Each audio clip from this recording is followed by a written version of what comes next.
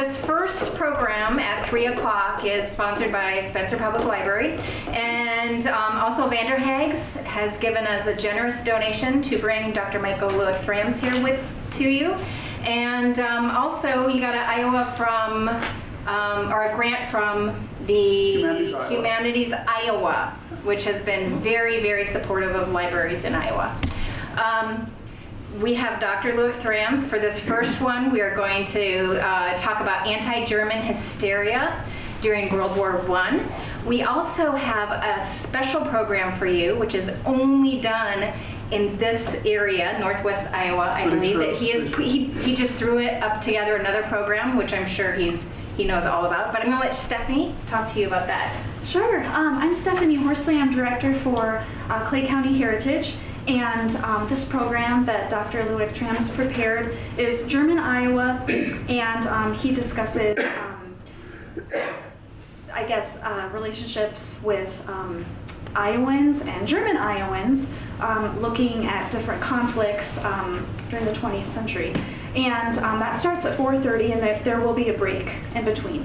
And let's see here. I think you covered who sponsors Dr. Luick-Thrams, so we're ready to go. We are ready to go. Yes, we're very honored to have you here. Thank you. Yes, thanks for coming. Glad to be here. Yes. And I would add to what they said, besides the Vanderhaeg Inc. folks up the road that we're very grateful to. They used to keep our bus going in the past. We did get the Humanities Iowa grant, and there's one more underwriter that I'd like to mention, which would be the John and Louise Hansen Foundation folks. Those are the people in Forest City through Winnebago. Their funds plus the contribution of the library and of you folks, thank you, it makes it possible to come to you. I've been in the country about 10 days or almost 2 weeks, and I've come back to my native Iowa to give these programs. And I'll explain in just a moment what they are. Normally there's 4 topics that I repeat day in, day out, which I never get tired of. I suppose it's also sort of a mental illness to never get tired of these old stories. But today we are doing a special program, and it's German Iowa. A question for you folks. I'm assuming most of you are from either here, Clay County, or adjoining counties. Is that right? Most of you are from Northwest Iowa. So tell me, what would you consider Spencer in 1870 or 80? Was it a cow town? Was it a wheat town? Was it a railroad town? Like 1870s? 80s? Yeah. What is, I think Ruthven's, the railroad track was coming this way.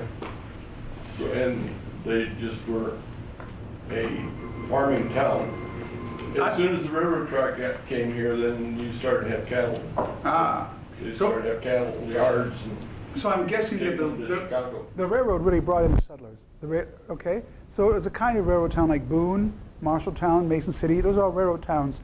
Spencer wasn't quite the same railroad hub that maybe Mason City was or further east, but the railroad pumped it full of life. The reason I'm asking this is, who brought the railroad?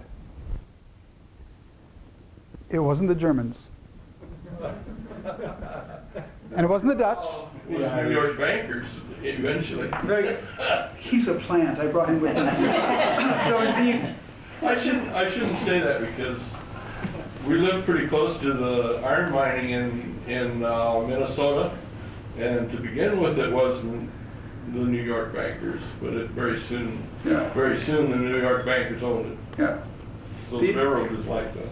Our host last night in Manning would tell the story that in Manning, Iowa, she said the government gave the land 12 miles on both sides of the track to the railroad to help encourage them to build the railroads. So I don't know if that was the same arrangement here, but it was even worse up in Minnesota. It was every other square mile. That's a lot. On the west, yeah. Well, the point I'm trying to get to is that the people who first opened up the prairie up here weren't the Germans. Our friend says it was New York bankers, but actually New York bankers mostly stayed on the East Coast. They sent their agents and their lackeys out here. So who were the first white folk to come out here? You have the surveyors. We know fur traders, way before that. Fur traders. But who were the first people to come in to stay for a while? It would have been the Yankees. I would say the Scandinavians came a little bit later as well on those trains that weren't built yet. So it'd be first the Yankees. It'd be the ones with the English names. They would bring the folks to divide the land into packets to sell. So you get names like Spencer, Clay, Sanborn, Milford. Those are all Anglo names. But I just drove through Sanborn, damned that road construction. That's why I was pressed to get the light. Never wanted to turn. Gotta go. Those were all named for Yankees, but they didn't stay Yankee. I think there are a lot of Dutch people over in Sanborn. At least John Van Hank's dad lives, I think, that automotive museum. So the very first people to open the prairie were mostly the Yankees. They arrived and they came 1830s on the east part of Iowa, this part of the state more 1870s onward. I think by 1890 the state was really full. Although my grandfather, my Grandpa Luick, he was born in 1912, and he remembered they still made hay southwest of Mason City, east of Clemmy, on old prairie that had never been plowed. So in 1920 there was still at least some little prairie left in northern Iowa. My point is, the Yankees came, they surveyed the land, they sliced it up, they sold it off, in large part to the next ones. Then there'd be the Danes, the Dutch, some of whom come from Pella, because Pella was already farmed out, and the Germans came. Now, as I know Clay County, which isn't an expert, although I used to spend summers here as a kid in the 60s with my aunt and uncle who lived here by the high school, Clay County is not as German as other places in Iowa. Dubuque County has lots of Germans. Even over by where I'm from, near Mason City, Clear Lake, there were pockets of Germans. Some parts of the state are very German, near Waterloo. Bremer County, Wellsburg is full of Frisians. I just came from Manning. The Manning people are very dedicated to their Germanness. So there are parts of Iowa that are much more German than this place. And North Dakota, in fact, they say North Dakota. They don't say North Dakota, they say North Dakota because of all the Russian Germans out by Dickinson. West of Bismarck, those are all Germans. Bismarck, they named their future capital city to honor the German Chancellor, Otto von Bismarck. So I'd like to talk today about a group that in Clay County isn't the majority, but in most of the country, the largest ethnic group is still German Americans. If you take Hispanics and divide them by Mexican Americans, Guatemalan Americans, Cuban Americans, etc., German Americans are still the largest ethnic group. Nationwide, it'd be every fifth person, so 20%. My math's not as good as you might think it is. I rehearsed this, of course. Every fifth American is of German descent in the Midwest. It's 40%. And in some towns, go to Dubuque County, Dyersville, it's 60% or more. So we're talking about a very large group with a very complicated relationship to the non-Germans. One of you said the word conflict. I don't think it was our friend. He isn't really a plant. But anyway, some of you mentioned the conflict. Indeed, it was a conflict because the first people to come to the Midwest, to the Great Plains, they were opening up the taken Indian land to give to settlers. Those were Yankees. Then came the real immigrants off the boats in New York Harbor or Boston or New Orleans or somewhere, Baltimore, and they made their way this way. Some came through the St. Lawrence Seaway earlier on in the 1850s, 30s to Milwaukee. Anyway, they got here and they were pushed out to the prairie. The Yankees were already on their way. You know, they had bigger visions. California, the moon, I don't know, but the Yankees kept going. So I want to talk about the Germans and including the complicated relationship that German Americans have with our own country. Because in the end of the day, we're all Americans, right? So I'd like to start first with a little film about why is this issue so complicated of who's an American. And at some points in our history, the German Americans were said to not be loyal Americans. So let me play that, and then we'll start with other shows.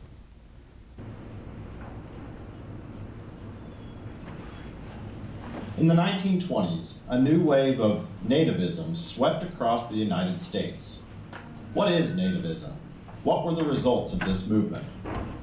The United States has long had a history of being distrustful of immigrants. Even in the earliest days of the nation, laws such as the Alien and Sedition Act were passed, which limited the rights of immigrants. In the 1850s, many started using the term nativist to describe those who opposed Irish Catholic immigrants. The term was used to describe those who descended from the original 13 colonies, rather than referring to Native Americans as the term native would be used today.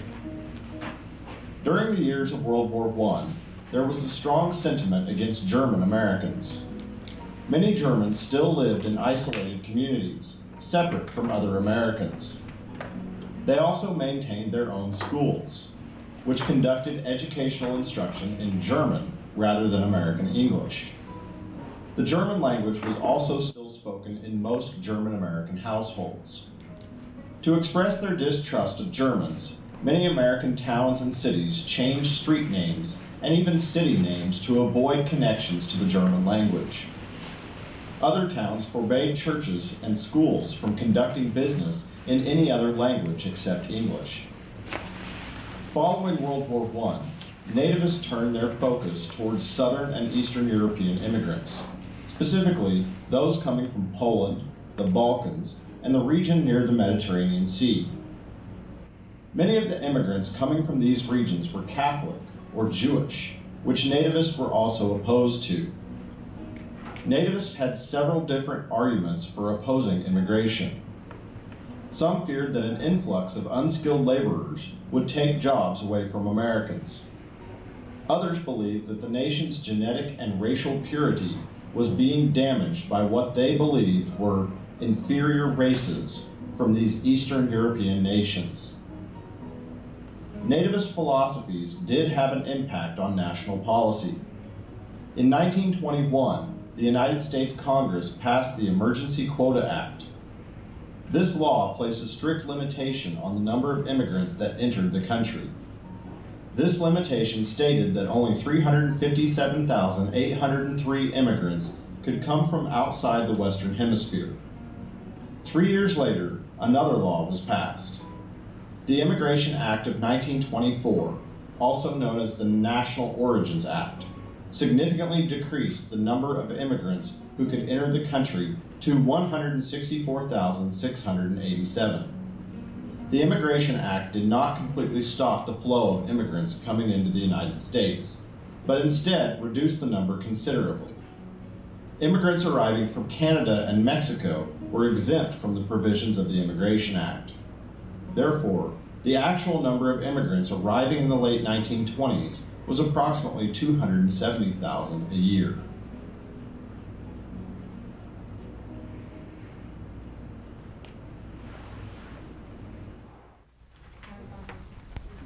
So I think if we're all settled and ready, I'm back. I had to go find notes for today. They got a bit lost in the fray. So you've seen the introduction to the whole topic, this idea of nativism. And some of you have had history before today. I'm sure there are several of you. The know-nothings of the early hundreds, they were really anti-immigrants, including the Germans. So Germans were here already in Pennsylvania in the 1680s. The Mennonites, which spun off to the Amish. I'm told that the Amish really only froze about the 1860s, that before 1860s, I'm told, as a Quaker I should know this, but I really don't, that the Amish didn't exist. They came out of the Mennonites. They were a subset. At any rate, those Germans who came in the 1680s, Lancaster County, all of that, we therefore get our Pennsylvania Dutch, who weren't Dutch at all, but Deutsch, German. So those people sort of disappeared into the hinterland behind Philadelphia. They didn't bother anybody. But those Germans who came later, they didn't always have the easiest time with the locals. I'd like to show a slideshow called Kickin the Kaiser about how mostly non-German Americans responded to German Americans during World War I. But it wasn't only non-German Americans, you also had German Americans treating, thank you very much, treating other German Americans not very well. So let's just jump into that tale, which I'll tell now, if I can find that button. Would it be possible to turn the lights down at all, or is it? You can turn these off. Okay, great. Folks, behave yourselves. I always say keep your hands to yourselves. So this is indeed a 4-part series. This is the first of 4, The Kaiser. We also have The Killer, which I'll be giving tomorrow at Emmitsburg, I think at 1 o'clock, at the public library, about the 1918-1919 pandemic that took over 7,500 Iowa lives, 700 of whom I'm told were soldiers at Camp Dodge near Des Moines. It took nationwide 675,000 people's lives, and worldwide 50 million. It's quite a story. That's tomorrow at 1. We also tell the story of the Klan, which I just told in Sheldon before I rushed over here to be late. The Klan the story that I tell focuses on the second wave of 3. This was when 3 million Americans, largely outside the South, were in the Klan, and many of those outside the South weren't particularly anti-black. they were anti-Catholic. We can talk about that later if you wish. And then the fourth story, the Cow War, which is one of my favorites, is tomorrow at Milford Public Library at 10 o'clock. It is the story, especially Northwest Iowa farmers, who rebelled during the Great Depression and said, we can't survive, we have the land, we're farming, but we can't even hardly feed our kids. And they literally rebelled and went on strike. And so places like Lamar's, Iowa, and I think it was 4 counties, maybe Plymouth, don't quote me, Lyon, O'Brien, anyway, 4 Northwest Iowa counties were put under martial rule because the farmers really were rebelling. But for that story, you have to come tomorrow at 10. Today's story is the Kaiser.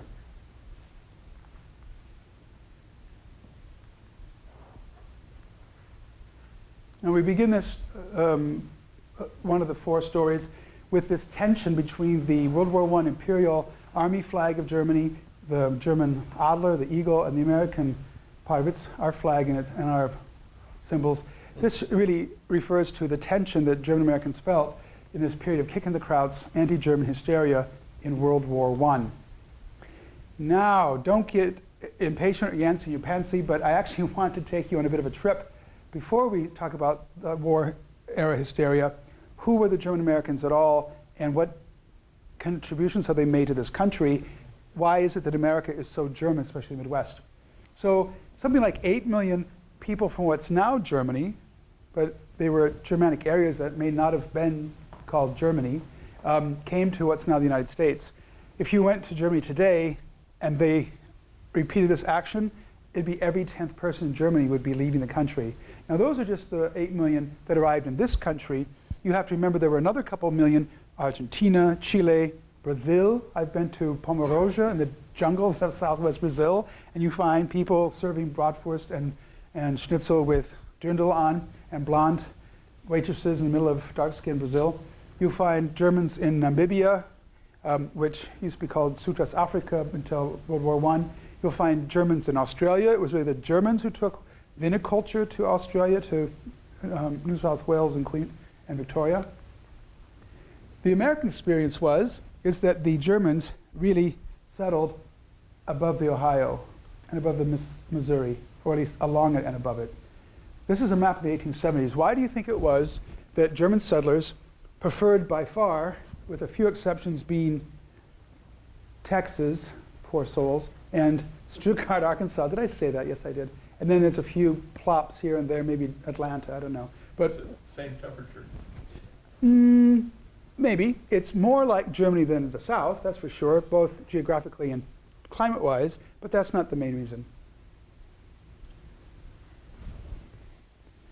Put in your thinking caps, people. Come on. We've all been through the American school system. So the land is better here. It's easier to farm. It's flatter. This is lots of hills and bad soil, but it's something far more important than that for them.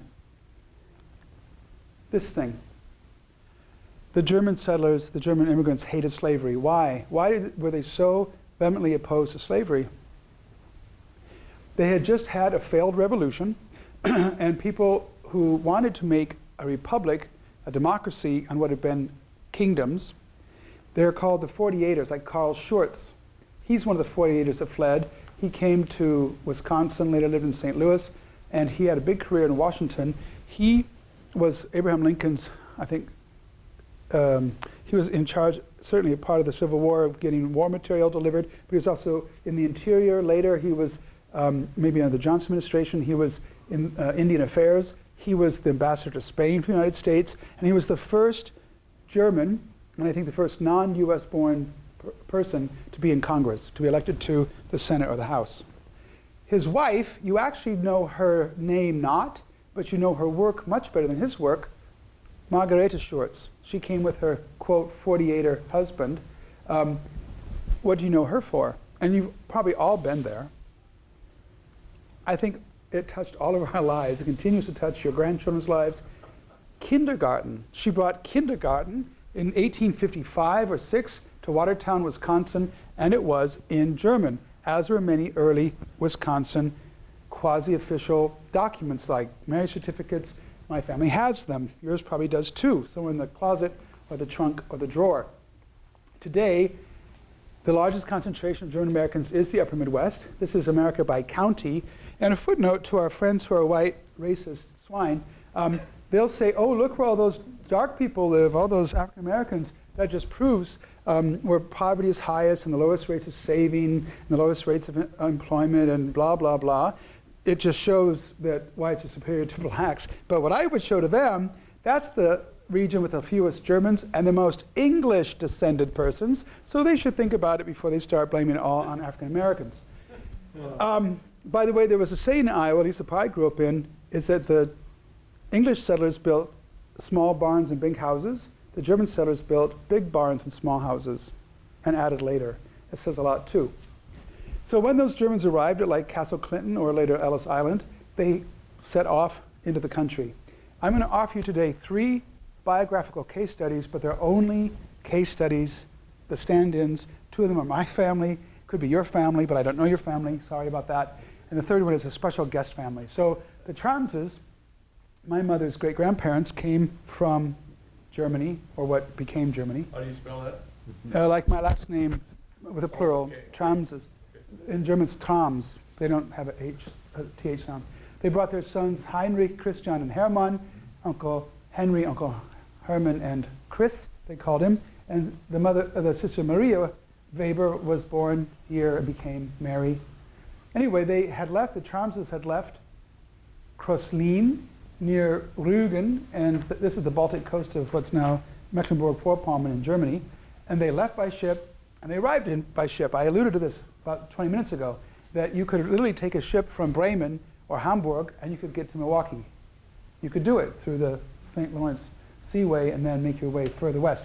Well, when they got to Milwaukee, of course, Christian was a young man, Chris Trams, he called himself here. He got a job on the railroad and went up towards Fond du Lac, and one day was getting water in the little well house here in the fence line for his men putting down the railroad, and out came one of the 10 children, 4 daughters of the family from Alsace, also Germans, of course, and they met at the well, and they married because they fell in love, and the whole, okay? So they followed the other German Americans pushing west. This is a land brochure in German. Now, the pictures are the same. The train comes, they divide up the land, you put up some saplings in a sod house, and whoops, 8 years later, six years later, you have Boston. You have Europe. Not quite. Anyway, they did follow. And those pamphlets, this is the back side of that red one, it's Ländereien, Karte zum Zeigen in der östliche Hälfte des Staates. So this is showing the eastern part of the state. It was in German. They published it in Bohemian, in Norwegian, in Danish, in Swedish, other languages, again to attract all those, quote, dumb people getting off the boat. So the Yankees laid the tracks, they named the institutions, they began the schools just a second and the courthouses, and then they were happy to move on and sell what they'd built up to the fresh immigrants. Where did they print it? I don't know. Probably. Well, you know, a lot of the old pictures, or old Christmas cards and things were printed in Germany. Yeah, especially postcards. Thank you very much. So they followed this in their little covered wagons out to Dakota Territory, now South Dakota, and they built their sod house with the groom, the bride, his mother, his father was here, Uncle Herman and Maria. So they settled up on that little sod house 5 years, and they got the land, sold it, came back to Iowa. Now, they were really part of this Western movement. Almost all of you are in the same generation as me or my mother. You probably had this in your history book as well. This was a German painter, Johann Gast, in this country called John Gast, and he made this about 1874. He includes Manhattan with the Brooklyn Bridge. Now, the Brooklyn Bridge was going to be built, it wasn't done, and it was built by Roebling, a Thüringer immigrant from about 20 kilometers up the road from where I live in Erfurt. So the Germans were everywhere to be found in this American dream, and a rather Columbia-looking woman, so the spirit of the times, Manifest Destiny, all that stuff, she was bringing the singing wire west. The iron horses were pushing already, and pushing out the natives, the buffalo, the bears, the wolves, the whole idea, the settlers, the gold seekers. This was the American dream. Now, I do want to point out, and we can have this conversation later if you'd like, notice her blonde hair, probably blue eyes, and fair complexion. She this painting has different names, but she's been called Columbia, she's been called Progress, she's been called Bringing Civilization. But the idea is that these white, pale Europeans would bring civilization. Notice that where they are, it's bright and sunny and lovely, and where the natives are, it's all dark and it's raining, and it's Dante's version of hell in America. So the Nazis actually took ideas like this, and 70 years later took them to an extreme, and we know that didn't end up very nicely. The Luicks came to Wright County, east of here, and they wrote letters from their cabin in the 1850s to the Luicks who stayed in Michigan, where they'd been 20 years. And they said, we watch at dusk as the buffalo and the elk wade across the Iowa River. When whites came here to the prairies, there were 60 million buffalo, or the scientific term bison, and by 1900 there were 1,000. So we went in 60 or 70 years from 60 million to 1,000. They almost died out. Basically all bison today in America are related quite closely. Here, they're doing what with the skulls? They're drying them to make fertilizer out of them. They're going to grind them up. But we know that there were buffalo robes for the sleighs in the winter, buffalo caps. But this was in vogue. You may know that Teddy Roosevelt came out before he was president, and he would just sit in his upholstered, cushioned train car and just shoot buffalo. It was a sport. They'd come out from the east and just go buffalo shooting from the comfort of their train car with a set of tea and biscuits. And they helped slaughter 16 million into 1,000. But not to push all the blame onto them, my grandpa Trams, on our farm near Mason City, putting up grass. The Sioux, the Lakota, the Dakota, all of those people, they followed the buffalo who were living from the grass. Well, we penned up our cows. We didn't have to follow them very far, not more than a half a mile, and we lived in the grass as well. This is the wealth of the tall grass prairies. I see a woman nodding.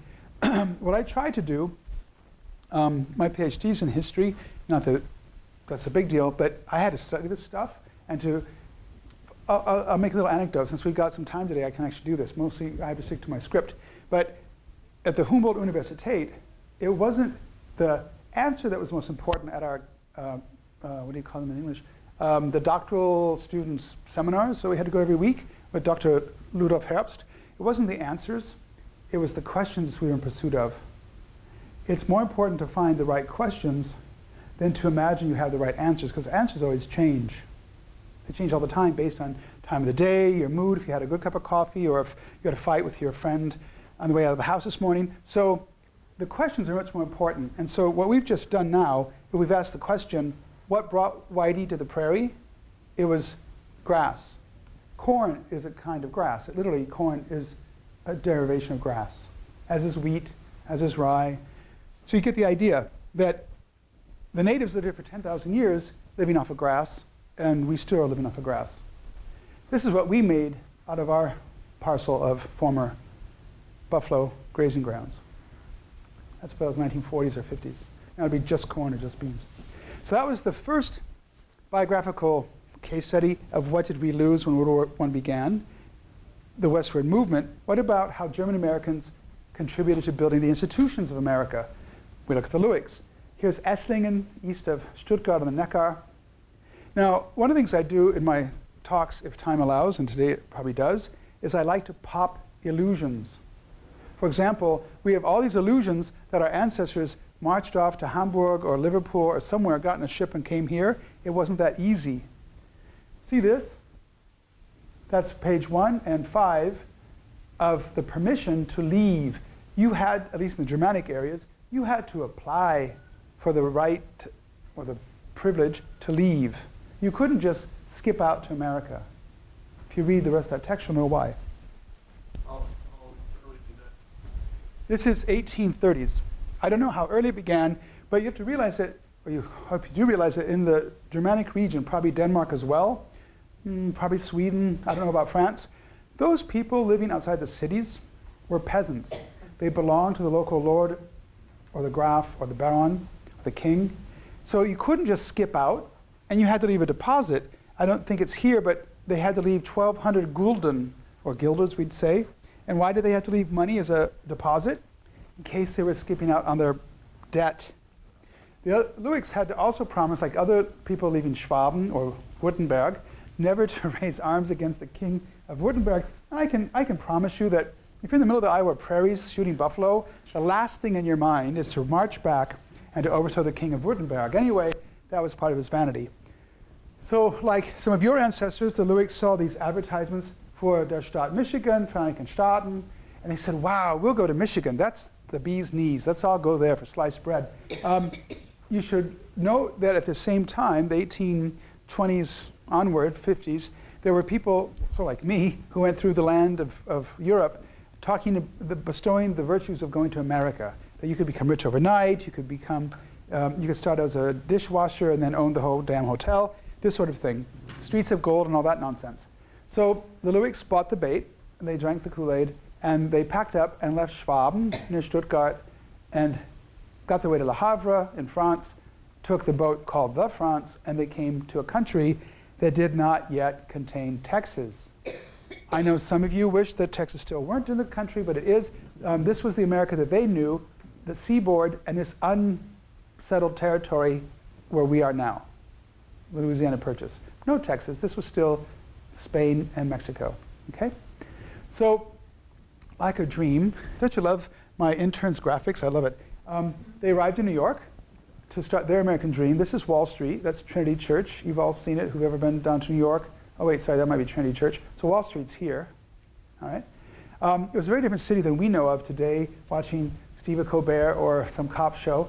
They traded to a smaller boat, went up past West Point, and got to Albany, where they hopped onto one of the first trains in America, went a bit further, got on the canal, and went all the way across the Empire State to Buffalo. They spent the winter of 1832-33 with some of your German ancestors because many of those people left, wintered in Buffalo, and then headed for, what town is this?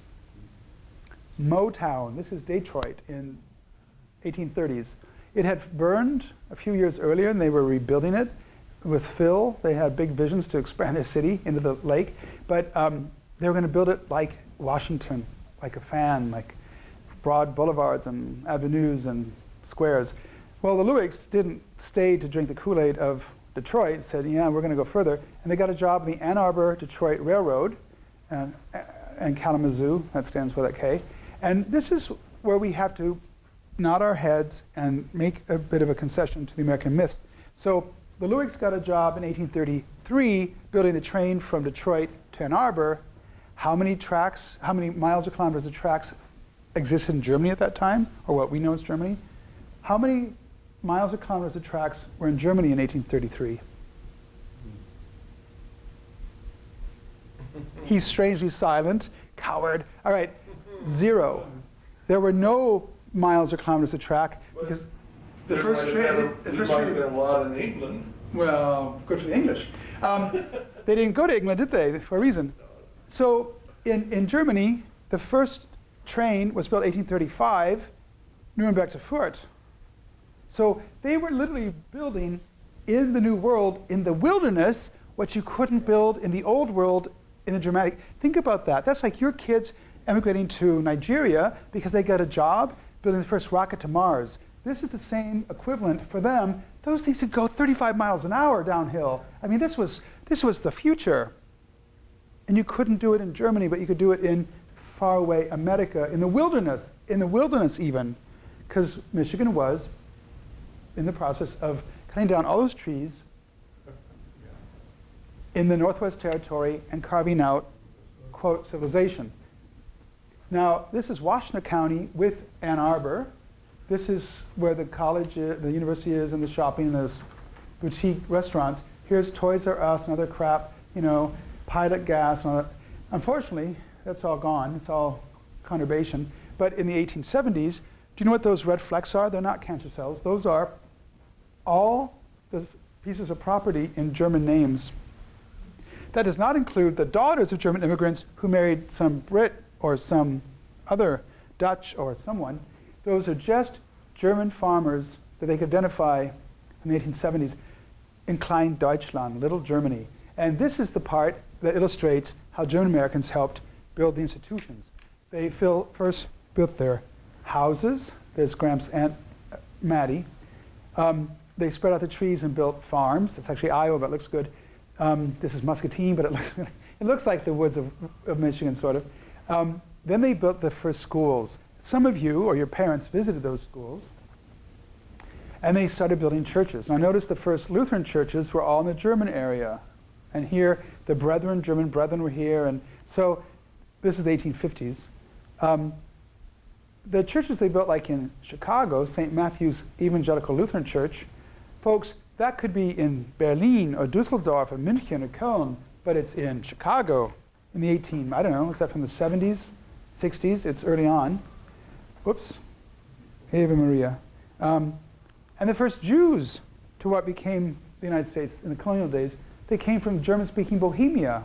They were German-speaking Czech Jews. This is from the Civil War period, showing the contrast of the Orthodox dress with that of his brethren in the war.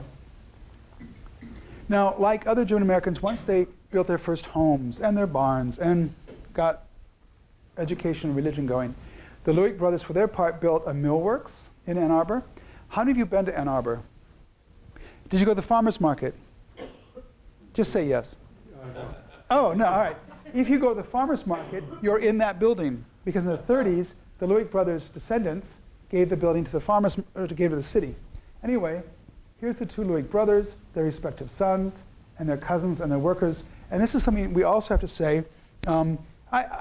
Truth in advertising, I am half British, Dutch, Danish, whatever. The other half is German. So I have my mixed loyalties. But if you're really honest, the Germans and the Scandinavians, they brought with them a communal idea that the British didn't bring. The British were all about rugged individualism, which they call now eccentricism. But the German people, the Danes, the Norwegians, all those Northern European types, they believed in the common good. If you go to Mountain Colonies, it wasn't a coincidence that it was Germans who built the religious commune of Amana. The Germans were all about, if you go into Iowa history, over by Gothenburg, which should be Gutenberg, there's a place called Communia. In fact, there's a little plaque there. There was a German commune there that failed. There was a French, Gesundheit, there was a French commune in near, what's the town? Not Corydon, Corning, down by Corning, Icaria, the French commune. So all these European idealists, as groups or as families, came to the New World to establish something together. When the Luicks came 20 years later to Belmont, they made a fortune on beef and banking. And even in the 1910s, teens, it was still family. It wasn't like the Italian mafia, that's different. But the Germanic families tended to be very tight. And they paid attention to this. When my mother was a girl in the 30s and 40s, a mixed marriage really was a German Catholic and a Norwegian Lutheran. Had nothing to do with skin color. Try the 60s. All right, all right. And people paid attention. I remember growing up in the 60s, we weren't supposed to go to Catholic church, and we were surprised when Helen Faber appeared in our church, the Methodist church. So these things mattered still then. Hopefully they don't matter as much as these days in the bad sense. If you're going to have all these businesses, churches, schools functioning, you've got to have communication. And because, thank God, there was no cell phone going on yet, they had over 1,500 newspapers in German. The Germans brought their Biergarten, and they brought music. Recently, your kids and grandkids were all hopped up about Glee, whatever this nonsense TV series was. Yeah. A lot of the Glee clubs were founded by Germans. A lot of those singing societies, John Philip Sousa, the 1900s marching music king, was half Portuguese, half German. All right? Männerchor, men's choirs, they were throughout the land. And of course, you had German Turnvereine. New Ulm, Minnesota still has one. I think there's one in Davenport, or it's Dubuque. In fact, that's probably St. Louis, 1850s. Here's the German-American baseball team, Milwaukee. Many of the early baseball players in American baseball stardom were Germans. Babe Ruth, in Germany you don't say the H, so Babe Ruth was a German. Gehrig, it's a German name, isn't it? So here's Dubuque's Turnhalle, where they did their gymnastics. And this I show, really it's sort of sad, you should be crying right now. This is just the skeleton of once was German American culture. For example, it says Freie Bibliothek Lesersaal, so the free library reading room. It's now part of the New York system. But these were all built by German immigrants to honor Schiller and Goethe and Lessing or anyone else. Here's Scheffel Hall, all right, where fraternal organizations could meet, and they didn't miss the chance in this similar building to write in brick for the eternity, or until they tear it down to build a condo. No. Einigkeit macht stark, unity makes you strong. Now, even you non-German Americans, I'm sorry for you, it's actually quite exciting to be German American. You celebrate German traditions unknowingly. For example, Santa Claus is not in Dickens. It's not part of Tiny Tim and all of that. The Germans brought Santa Claus, they brought the tree in the colonial period already. The American Christmas is German Christmas. And unfortunately, the same thing's true with Easter, with all those silly damn eggs, and all the bunnies and the little lambs. Those are all pagan traditions that the Germans kept when Christianity came. Now, the third and last biographical example is this person, and you all know the family. All of you, I'm pretty sure, unless you live under a rock. This is Friedrich. He left the Rhineland in the 1880s. I think he was 16. His name's on this ship's log. And he gets to New York, and he realizes after a few years of working in hotels and business that the real money is to be made out supplying those greedy gold diggers. So he goes out to Seattle, and then makes his way after a short time up the inner channel to Alaska, to the Klondike, where he opens hotels and restaurants, including elegantly furnished private boxes. They weren't boxes, they were like cables with sheets hung on them to divide the beds, for ladies and parties. Now, I hate to abuse you people, but those ladies in the Yukon weren't. Not quite. They were not school marms, and the parties were largely parties of two. So, this man also made a lot of money supplying the miners with, of course, fresh oysters. Wouldn't be my cup of tea, but the picks, the shovels, the supplies. And then he made a small fortune, or a large fortune, went back to Germany, which now really was Germany, and he married a girl from his village, Karlstadt. I've been to Karlstadt a couple times. So he would have stayed there, but then the Prince of Bavaria found out who he was and said, either you leave immediately or we'll throw you in prison. Why? Because he'd skipped out on military service. He went to America to dodge the draft. Who is this man? Is in the front, in the top line. There's Friedrich Sr., Fred Jr., and you know his grandson, our beloved president. This is the Trump family. So now you have an idea. You've seen how Germans helped settle the country, build the institutions, and you've had your third example of naked self-interest and careerism. So we get to the beginning of World War I. Unfortunately, it's off the bottom of the screen. Can you read it? How will our German American vote? That's what it says on the frame. So I have to tell you people, you may not know this or believe it, but it's really true. East Coast and West Coast elites were shaking in their boots, terrified by the ascending power of the Germans in the heartland. All of the breweries were in German hands. Pabst, Coors, Anheuser-Busch, all of them. Coors, spelled the old German way, K-O-H-R-S, not the cowardly British way, C-O-O-R-S. Those were all, and then lumber, Weyerhaeuser, I think we say Weyerhaeuser. Those were all German firms, and they made a lot of money cutting the northern woods and shoving the logs down the St. Croix and the Mississippi to Davenport and Muscatine. And so you get the picture that even when Mark Twain, thoroughly through and through a Yankee, he went on the riverboat and wrote about it that as of Davenport, he was so impressed, actually it'd be as of Keokuk, he was so impressed by those industrious Germans farming and making mills and doing things. And he wrote about it all the way to St. Paul. Of course, this was Dubuque County and up the Mississippi River. So the Germans were getting rich as a group, filthy rich. Little coin bag. And so how will they vote? Indeed, we were seen as somewhat apolitical, to be used as pawns during elections. Well, we were also used for other things. So when this unfortunate telegram appeared that the Kaiser's people sent to Mexico and the British decoded, it was a big mistake and not very helpful to world peace. It said to the Mexicans,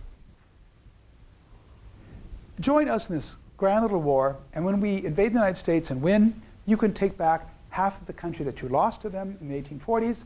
You can have all of California, Texas, etc., because the Americans took it from you, which is really true.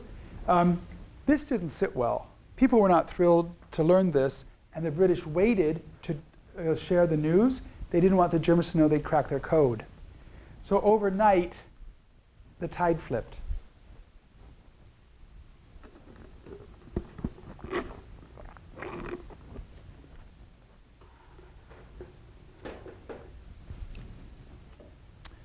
Let's see. I have an option here. Hang on. I was going to play a bit of film for you, but I'll wait because I think it's in the actual slideshow. So all of a sudden, here's Keokuk. You had millions of young men in America being called to serve in the army. Lincoln had a problem. The Irish revolted in New York in the 1860s and burned half of New York and chased blacks and killed them in horrible race riots. They didn't want to be conscripted. In the 19-teens, it wasn't a lot different. Not everybody was excited about going off to fight what they thought was for the honor of the British crown. It wasn't all clear then. There were people on both sides in the United States. Those who supported the, correct me if I'm wrong, the Battenbergs, who later became called the Windsors, but they were Germans. Queen Victoria and all her, those were all Germans from Saxe-Gotha, all of them. George I, King of England during the Revolution, those are all Germans. Anyway, you had a problem. You've got all these young men, and you've got to convince them to go to Europe and kill their cousins and their uncles and their former neighbors. So you create things like this.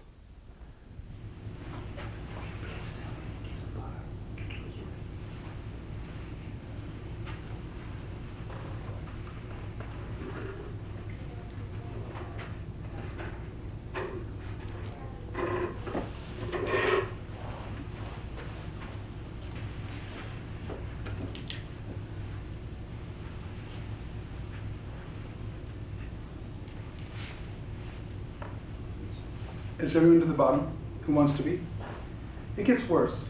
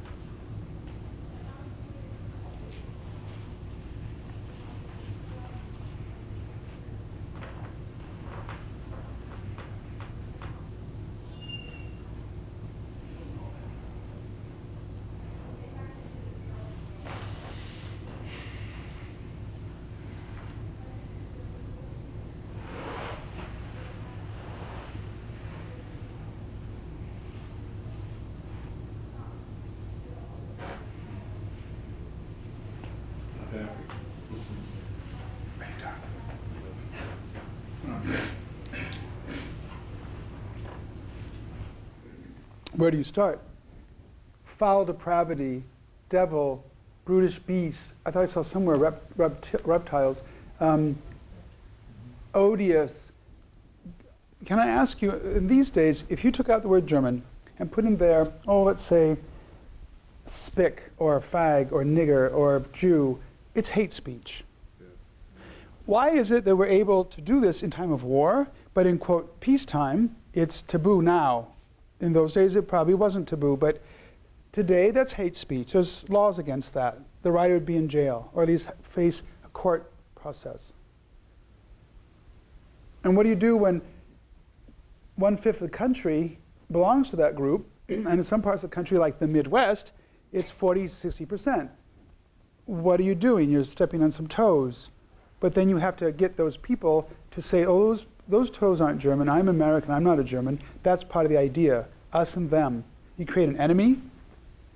Those fine fellow faithful people who came from Sheldon heard me spew on about the Ku Klux Klan. In the 20s, it wasn't so anti-black. Of course, they weren't any friends of African Americans. It was anti-Catholic. And it was absurd. Some of the people in Sheldon told the story that they marched past the Catholic Church in Sheldon and made the priest come out and bless the Bible or bless the flag. I mean, they had nothing better to do. Couldn't they have been out milking the cows or taking the harvest? But they flew a plane with anti-Catholic banners fluttering behind the plane around the church. I mean, why the need to create an enemy? And among that, your neighbors and the man who owns the hardware store and the... Why? Why do people do this crap? And this, of course, I'm African American, I live in that country, but Well, it wasn't just Richard Edmonds.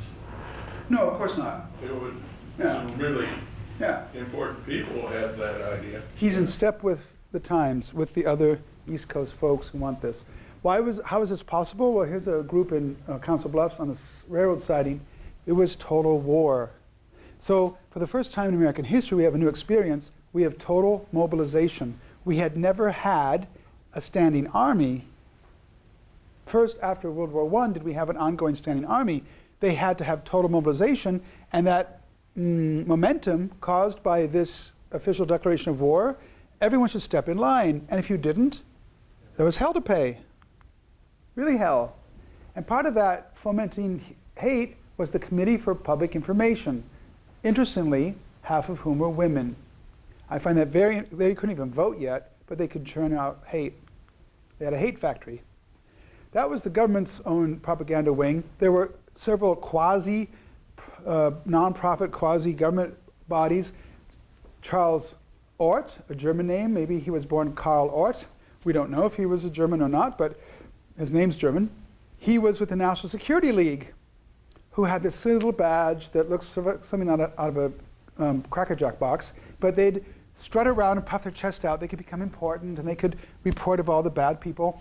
The host last night in Manning told me that during the war, they actually had armed guards on both sides of the railroad trestle in Manning, Iowa, so that none of the local subversive Germans would blow up the railroad bridge between Denver and Chicago. I mean, so here was their agenda.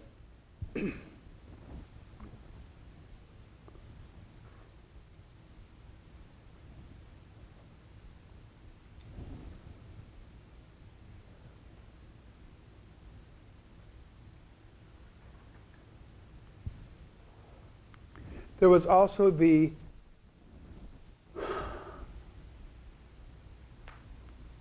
American Defense Society, which really had an office in France behind the front.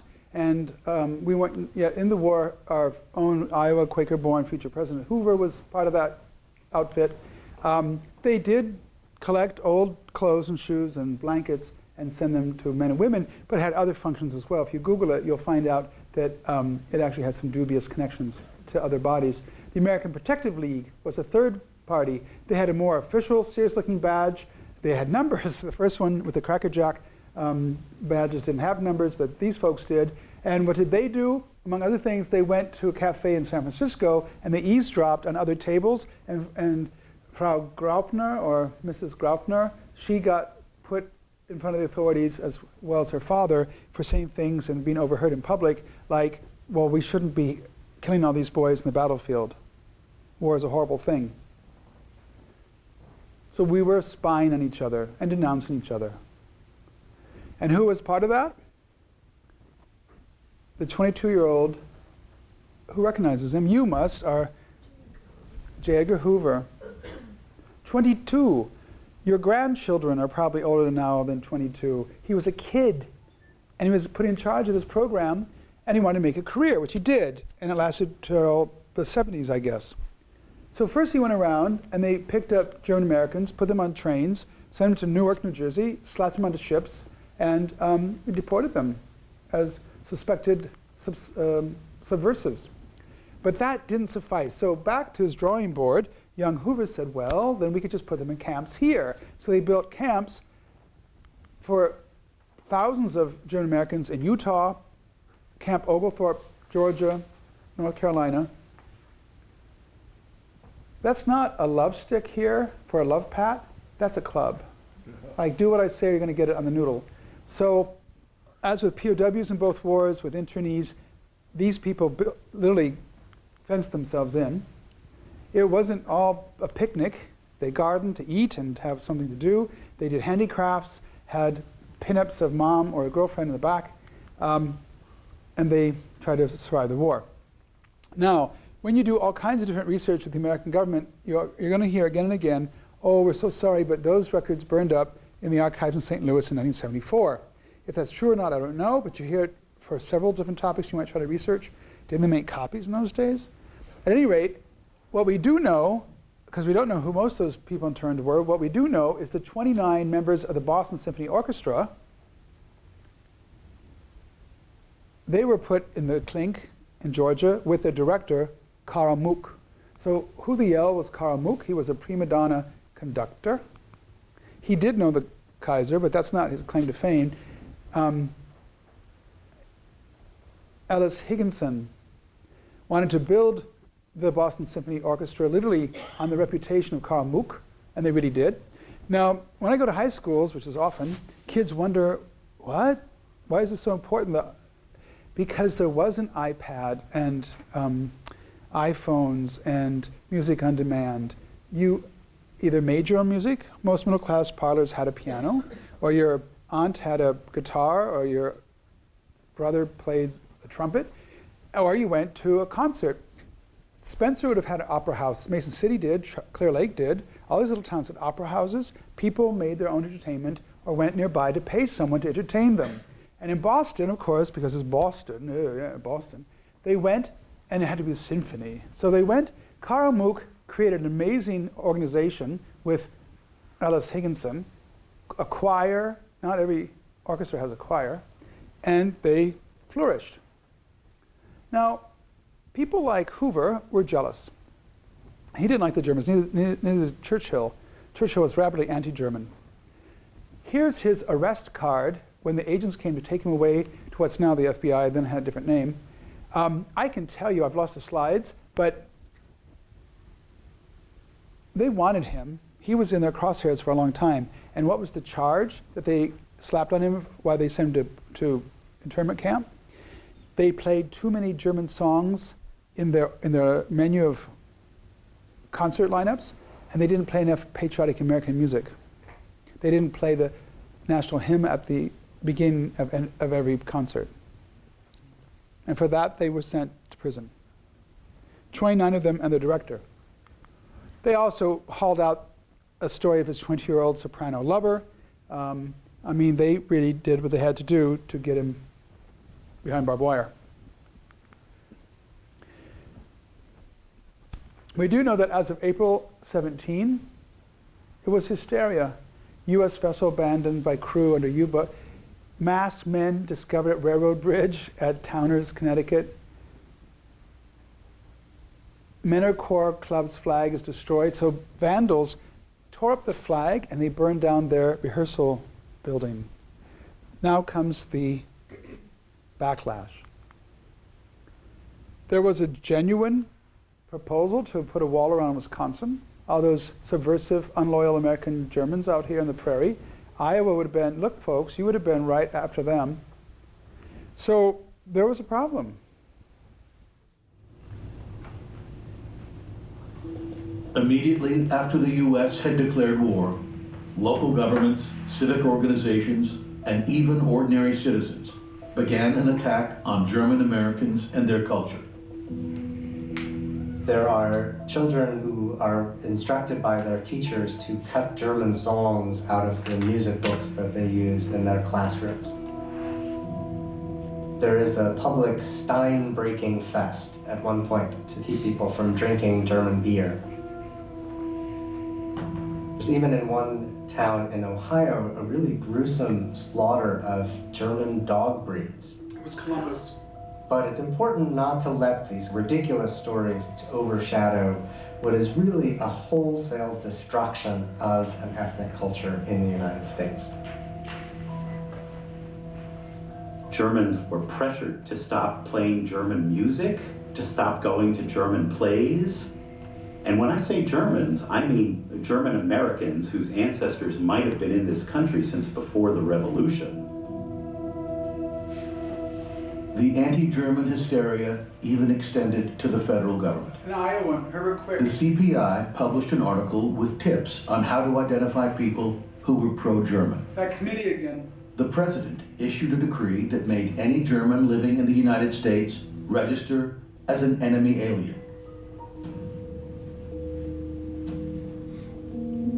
Almost 500,000 men and women were photographed, fingerprinted, and interrogated about their loyalty to the United States. The program was administered by a 22-year-old member of the Department of Justice, J. Edgar Hoover. By the fall, a new series of camps capable of housing thousands of people had sprung up in Utah, Georgia, and North Carolina. Not to train new recruits, but to imprison anyone that the government considered a threat to its security.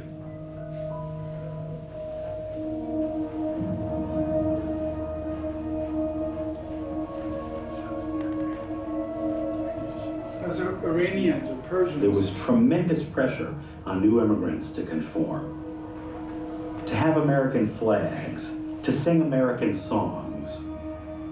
We welcomed you here.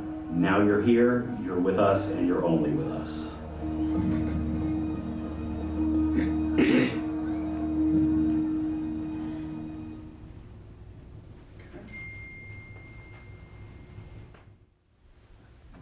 Okay, so we entered the war in April 17. Here's almost and a half years before we entered the war, German Americans were asking themselves, in their own magazines in English, are hyphenated citizens good Americans? Well, Theodore Roosevelt thought not, said it was treason to vote as an ethnic bloc. And there was pressure, like from the Committee for Public Information. So if you go over by Algona, northeast of which is Lakota, it used to be called Germania, Iowa. There were orchestrated efforts that all place names with a Germanic reference should be changed. So Bismarck, North Dakota was poo-pooed, that was taboo. Other places, other states, this is all generated from the government, from that Committee for Public Information. It wasn't just in Kossuth County, down by Marshalltown. The postcard, I'm afraid, has been cut off, but it says Berlin, Iowa. And we know that the pastor was taken out of the church because he dared to preach in German, and he was marched up and down the street, carrying an American flag, singing patriotic tunes, which happened a lot. Non-Germans forced the German Americans to do that. The rest of it, I don't know if it's documented, but I've heard that he was even tarred and feathered and ridden out on a rail. But the first part I know is documented. I don't know about the second part. Now, again, this is before electronic media, really. And the first days of movies, moving pictures, they were silent. And the same fellow that the people's children saw, who brought The Birth of a Nation, the film that really catapulted the Klan to national attention in 1915, he also felt so moved, this son of a former Confederate officer, to make another film, Hearts of the World, where he brought in that horrible Lillian Gish, I can't stand her. And she's this little peasant girl, and then this tall, handsome American soldier gets stranded behind the, the front, and then he has to run because the Germans come and they rape and pillage. And our heroine dies at the hands of the Germans. So this is all propaganda, as is the sheet music. And again, how do you influence people? Sheet music is a tool of propaganda. You put in every living room in America on those pianos sheet music with lyrics like this: "Don't bite the hand that's feeding you." And it was revived in World War II with a more swing, big band tempo. But this is what we do in time of war. We intimidate those who might question the whole show and say, you know, don't be illoyal. Back to our friends in Germania, or Germania, this is the Sauerkraut Fest, which during the war we called sauerkraut Liberty Cabbage. And Dachshund became Liberty Dog. That same dog killing fest in Columbus, they would have killed Rottweilers, Dobermans, German Shepherds, Dachshunds publicly because they were German. This really happened. And hamburger steak became Salisbury steak, hamburger steak, and Wiener, or Wiener, became hot dog. But folks, we titter now. We think, oh, isn't that cute? During the Iraq War, in the congressional cafeteria for a while, it wasn't French fries, it was Liberty fries. This is not long ago. You've just forgotten. But this nonsense continues. Why? Because the French didn't want to go in this militaire adventure, so we said, screw you, and we named French fries Liberty fries. This is what people do in hysterical ways. Our Johann Schmidt becomes John Smith. And you can compare. His little dog changes the breed, and okay? Now, this is all sold to us in a comic way, like the tar and feathering, but folks, it's not funny. I sat today waiting to come from Sheldon to hear feverishly, please change the light, change the light. I could see the shimmering of the heat of the tar. On a coolish day, I could see the tar. Do you know how hot minerals have to be melted to be fluid?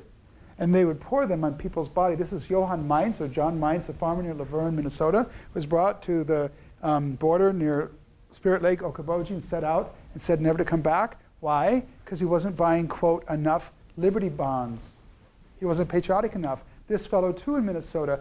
Minnesota had a real problem with tar and feathering and other pressures from the people. And I suppose they were being, quote, humane. They'd put a hood over them so the tar wouldn't fall on their faces, but it doesn't matter. It's torture. Now, in those days, unfortunately, our ancestors were much more willing to subscribe to mob rule. This is an African-American woman in Oklahoma in 1911 with her teenage son. They were accused of stealing a cow, and they were hung from a bridge. In fact, Woody Guthrie's father was in this lynching committee. But they also lynched whites, Hispanics, women, men. Only the largest number were black men, but this Robert Prager from Dresden, he was taken with 200 people following him up the hill in East St. Louis, Illinois, and they hung him, but they let him scrawl a note to his parents, liebe Eltern, ich muss an diesem, den 4. April 1918 sterben, bitte bete für mich, meine lieben Eltern, which means in English,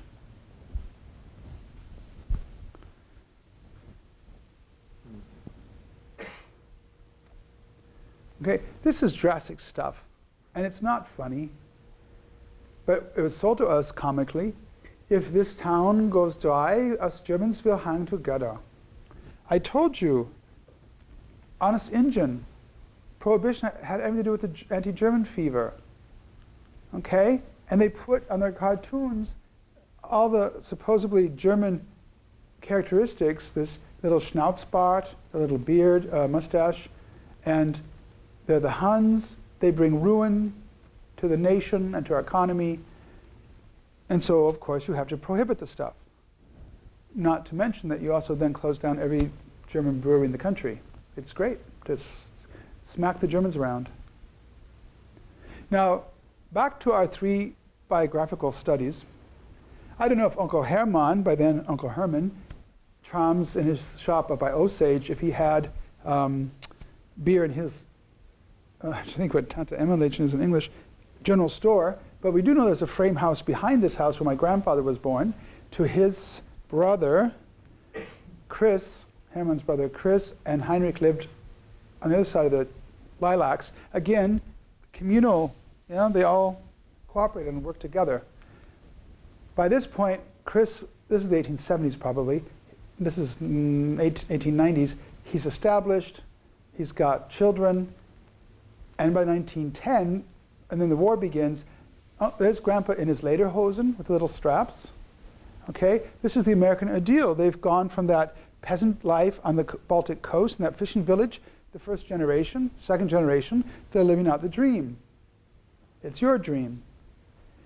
But it's also a nightmare because just miles from where Gramps was born at that little general store at Dixie, at Osage, Iowa, they gathered all the German sheet music and books and calendars and maps, and they burned them publicly. There's some of the results of the ashes. And it wasn't just in Osage, Iowa. Baraboo, Wisconsin. At the courthouse square where you distribute out justice and the rule of law. They burned the German books on the public square, and then afterwards wrote in chalk, "Here lies the remains of German," in Baraboo High School. Most of these states forbade the teaching of German in the schools. You had to get a special license in some states to actually teach German to college students. And you weren't supposed to use German songs either. And here again is your American Defense Society. I told you, those bodies are all working very diligently to generate hate. And the governor of Iowa obliges. Sure, why not? It won't hurt. So he proclaims what's become the Bible Proclamation, that it's illegal to speak any foreign language. Now, he meant any but English, but if you asked them a Squawky, they'd say English was a foreign language, mate. Here's why.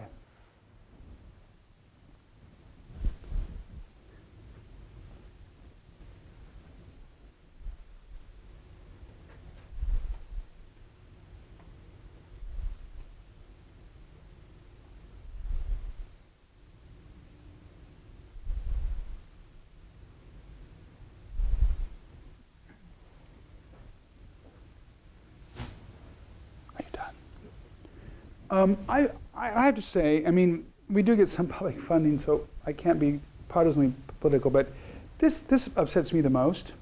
So if you don't speak English, well, have church in your own living room. I mean, really? Do we support that? Really? That even in time of war, have church in your living room? I mean, can we dictate to people, have church in your living room? I don't think so. Does that fly here? Do we support that? It enrages me. It makes me really angry. Even still, a century later. So there was a bit of pushback, not enough. There were pastors, a Swedish pastor, who wrote and said, "Oh, well, my people don't speak enough English. I can't give communion in Swedish now. It's against the law. What do I have to do?" And mayors, like from, is that Danbury, Iowa? They wrote, what about the signage? What about legal papers? This is all problematic. What are we going to do? Because we have a lot of Germans here. Here's another pastor writing, "Your humble fellow citizen," to prove I'm a German American, but I'm your humble fellow citizen. Even the president, Woodrow Wilson, weighs in and says, "Wait a minute, people." This was the only state in the Union to outlaw German spoken in the streets during the war. He said, "We can't do this. We're fighting for democracy and freedom abroad, but then we've got this. That doesn't work." So Harding, being an Iowan, was stubborn. Watch Meredith Willson's The Music Man. He has a song about Iowa stubborn. I think it's really true. He clung to it. He didn't rescind the proclamation until after the war was over because he wanted us to speak English, and so we do. Another bit of blowback was one Eastern Iowa woman said, "My mother is a German immigrant. She's ill. I can't just zip down the mud road to check on her. I have to phone." It was illegal to use German on the telephones. I have to ask her if she needs medicine. I have to ask her if she's okay. It was illegal for her to speak to her mother in German, the only language the mother understood. She won, by the way. Now, somehow, our Iowa hymn, do you folks know what our Iowa state song is? It's this one. It survived. "Oh, Iowa, land where the tall corn grows. Da, da, da, da, da." You know the tune. It's a Christmas song. "O Tannenbaum, O Tannenbaum." That's how German Iowa was. It was very German. That even our state song was a German tune. Just like "God Bless America" is "God Save the King." All right, with English, with other lyrics. If you outlaw the language, you outlaw then the writers. Goethe and Schiller, the sort of Shakespeare of German language, and the Des Moines. Sorry, I'm ahead of my track. They weren't allowed to teach the Grimm fairy tales, not even in English, because they were German authors. So the Pied Piper of Hamelin, it was all taboo. The Des Moines Symphony refused to play Bach or Beethoven, even Mozart, although he was an Austrian, not a German at all. Now, that was high culture. What about lower culture? Here's the recruiting poster. Notice that we've taken the Dachshund to symbolize the Kaiser and the Germans. There's our helmet, but the British Bulldog? We even had to use the British Bulldog for our own mascot? I mean, really? So we met the Luicks, who left Esslingen, and they went out to the cabin, and then Here they are in Belmont during that period. So we're to the Luicks, and it's about the time of the First World War. There's Gramps, great Gramps, who was in the KKK, his wife, my great-grandmother, and his gay brother, Uncle Henry. And so Uncle Henry goes off to fight the war. He leaves behind his parents, his sisters and cousins, when he organizes Ladies' Walk. And he goes to Camp Dodge, via Fort Dodge, and he, like others, is a recruit. They put the little recruit ID tags as they arrive to tell them which barrack and all that good stuff, to give up your civilian clothes and get your head shaved and all those things. He becomes a soldier and heads off to war. He goes twice to France, not once but twice, which is not the typical routine of service in World War I for Americans. And interestingly, when he dies in the 70s, we find in his memorabilia this postcard, which I don't understand what that means, an express wagon. Anyone know what that is? What I do understand, unfortunately, is this. This was also among his memorabilia. He's going to go kraut hunting. He's going to bring back and the helmet, and the bratwurst, and the Bierstein, and the Bretzel, and probably even a German. Folks, no soldier is going to voluntarily give up their rifle and their Bierstein and their. He's going to go German killing. We make all this stuff humorous to make it tolerable, but he had cousins still. I'm in touch with our relatives. I spent Christmas with them last December in suburban Stuttgart. Now, for the sake of time, I'm going to spring over a bit of the program, but there's my great-grandfather with Uncle Henry, the gay brother no one talked about. He was quite smitten with D.C. Stevenson's Klan rantings out in Indianapolis. This was the Belmont Klan being referred to. So part of the anti-Catholic wave in the 1920s was residual anti-German Catholic. Again, I'll march over this, but in case you're doubting all this, there's Mason City preparing the Klan parade. There's another Klansman. And we know that my great-grandfather was in this march.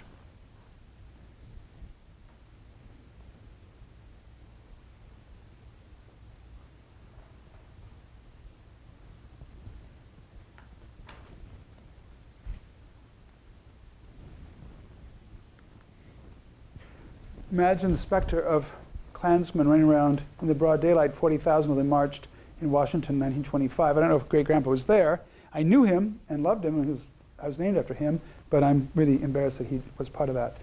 Again, it doesn't excuse it, but the Klan of the 20s was above all anti-Catholic. All the Catholic images, the monks, the priest, the Knights of Columbus, defeating the Pope, conquering the papism, here's the Knights of Columbus again, 100% Americanism and truth. So during this whole anti-German hysteria, you've got people saying, well, you're not a real American, you're not buying enough Liberty bonds, et cetera, et cetera, et cetera. So again, who is allowed to determine who among us is American enough? Who's a good American and who here is a bad American? I suppose I qualify as that more than anybody. Ship me back, I don't care. So here's Dyersville. Someone asked about this earlier. I drove through there 2 Saturdays ago on the way to do a workshop. As I drove past their very big basilica, Xavier of St. Francis, I really wondered how many young German Americans realize how dangerous it was a century ago to be a German American. We take it all for granted. You know, even the Field of Dreams, the early American baseball stars were all Germans. We take so much for granted, it's just lost history. Not in my family. So here's Gramps, Grandpa Trams, 100% German American. He marries in August of 18, right before the flu breaks out, my grandmother, Falcon, half German. Now, her mother had been born in Oregon because her parents went from Iowa on the Oregon Trail to the West Coast in the 1850s. They were Yankees. Again, the Yankees opened the Iowa Territory and went west. Literally in my own family, they literally opened Linden County, settled, built farms, and then went further west. Well, when she got to be a school teacher, she married a German immigrant son, and from that day forward, her sister's husband wouldn't allow the two to speak, and they didn't until the husband died. So there was anti-German sentiment in the country, but it wasn't like the hysteria of the war. So there was latent tensions, conflicts, as some of you mentioned before we started, and this is what I'm talking about. Conflicts that we don't anymore remember or understand, but they were real because the Germans weren't American enough. They married. They should have set about the business of having a nice young farm. They got their first pigs, their first cows. This is 1918, remember. First bull even. They had their first hired hand, Harold Hunt, an Anglo, their first binder. And Grandma were raising food for the war effort. And despite that, maybe to prove he was patriotic enough, he went and signed up for the army. He went all the way to Kansas, where they told him, "You've got flat feet, thanks but no thanks," and he came home. In the Second World War, my grandfather, my mother, my grandmother, my grandfather wouldn't let Aunt Eleanor have a German boyfriend with Walter Zolke because he was a German immigrant. This is all in the trilogy, by the way, the book over there. But after the war, he was willing to sell Walter Zolke chicken feed, but not during the war, to let his daughter date him. Germans boycotting Germans. And the Trumps, despite his mother being a Scottish immigrant at age 18 in 1930 when she arrived, and he having 3 immigrant wives, the Trumps said during that whole period they were Swedes. You know why? In World War II they said they were Swedes, but they're not, because they didn't want to offend Jewish home buyers in New York. They said they were Swedes to not offend the Jews of New York looking for an apartment or a home. So this all documents. We take it for granted, but only a century ago, all things German were brutish, murderous, debauched, and they should be destroyed and beaten back through the public funding of the war. The Kaiser was a stand-in for all things German. He embodied this problem. All those rich Germans out in the prairie don't feed young Americans this rot of German culture and propaganda. Don't be the American German who sits in his parlor and toasts the Kaiser with one hand and the other hoists a flag out the window during a parade, because we know that all things German are really barbaric and the destroyers of civilization. Thank you.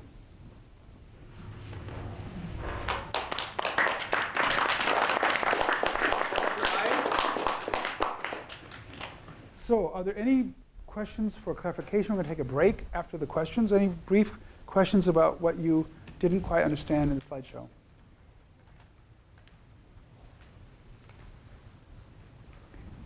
If not, we're going to take a break because it's a marathon today. We're doing another hour and a half of the German POWs at Algona, the American POWs in Nazi Germany.